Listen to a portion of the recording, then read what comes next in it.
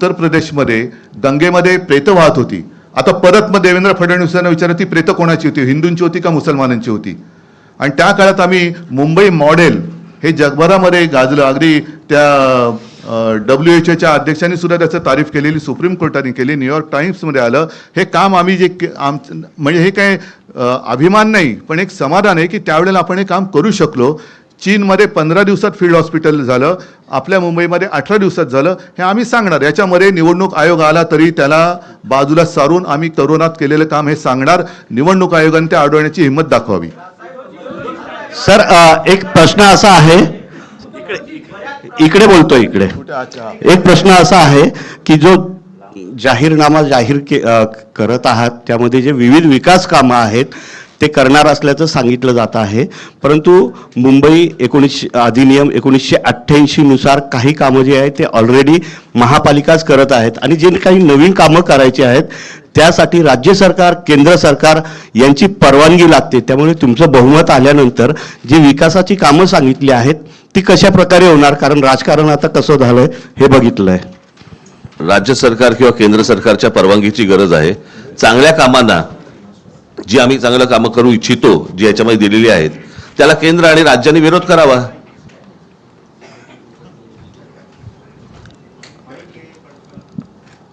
समजलं का की इकडे तिकडे बघत होतस तू? प्रश्न विचारता आणि इकडे तिकडे बघत बसता रे, स्वतःही ऐकत नाही.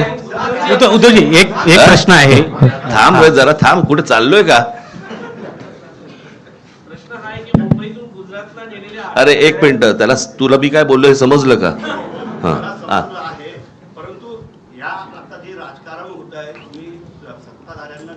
कोस्टल रोडचं डिझाईन परत ऐक ना, माझं तेच म्हणणं आहे. चांगल्या कामांना राज्य आणि केंद्र सरकारने नाकारत होते पहिलं.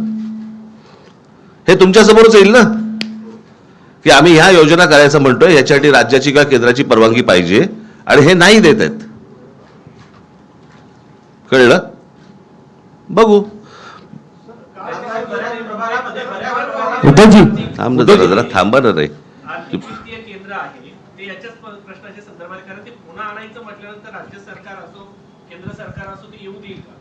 त्यांना आडउत्तर दे, तेच तर राज म्हणाले ना, त्यांना आडउत्तर द्या. म्हणजे त्यांचं जे काही ढोंग आहे ना ते बाहेर पडेल.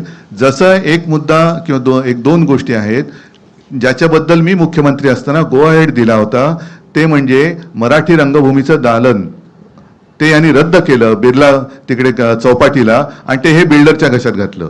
वरळी दुग्ध डेअरी आहे तिथल्या सगळ्या कामगारांचं नीट तिथेच पुनर्वसन करून तिथे आपण जागतिक दर्जाचं पर्यटन केंद्र करणार होतो, ते आता यांनी रद्द करून ते बिल्डरच्या घशात घालतायत. देवनार डम्पिंग ग्राउंड हे बिल्डरच्या घशात घालतायत. कुर्ला मदर डेअरी अदानीच्या घशात घातलेली आहे. मुलुंडचा सगळे ती कांजूरचे मिठागरे आहेत ती अदानीच्या घशात घातलेली आहेत. म्हणजे यांचा महापूर होणार नाही, पण झाला तर मुंबईचं अदानीस्थान होईल हे माझं स्पष्ट आणि ठाम मत आहे. उद्धव साहेब 2017 तुझा मराठी भाषा भवन सुद्धा अडवून ठेवले. एक मिनिट, तुझं विचारून झालं ना मगाशी, जरा बाकीच्या पण विचारू. उद्धवजी सरकार लाडक्या बहिणीसाठी 1,500 रुपये देत आहे, मात्र आपल्या वचननाम्यामध्ये सुद्धा घरकाम करणाऱ्या महिलांसाठी तुमचा विरोध आहे का? 1,500 रुपये असं तुम्ही म्हणत आहात, मात्र महिलांसाठी आता हे जो निधी दिला जात आहे त्याऐवजी त्यांना घरकाम द्या किंवा त्यांना जे असेल काम द्या असं सुद्धा ते म्हणत आहे. त्यामुळे निधी देण्याऐवजी काम देणे हे गरजेचं आहे. दोन्ही करणार. आणि म्हणूनच आर्थिक केंद्र जे आहे त्याची गरज, कारण मुंबईमध्ये आर्थिक केंद्र जे केलं होतं ते मनमोहन सिंगांनी जाहीर केलं होतं, बरोबर आहे. म्हणजे त्यांचं प्रेम हे मुंबईवरती होतं, पण हे आल्यानंतर ते आर्थिक केंद्र उचलून त्याने अहमदाबादला नेलं. म्हणून मुंबईकरांसाठी रोजीरोटीसाठी काही उत्पन्नाची साधनं निर्माण करायची, त्याच्यासाठी आर्थिक केंद्र हे पुन्हा परत आणण्यापेक्षा आम्ही नव्याने करू. 2017च्या वचननाम्यामध्ये आपल्या उद्धव साहेब मुंबईकरांना 24 तास पाणी देण्याचं एक आपण वचन केलं होतं, त्यासाठी गारगाई पिंजाळ धरणाचा देखील उल्लेख केला होता. त्याच्यात ठेवलेलं नाही. सांगतो, हा चांगला प्रश्न विचारला. 2017च्या वचननाम्यामध्ये गारगाई पिंजाळ ही 2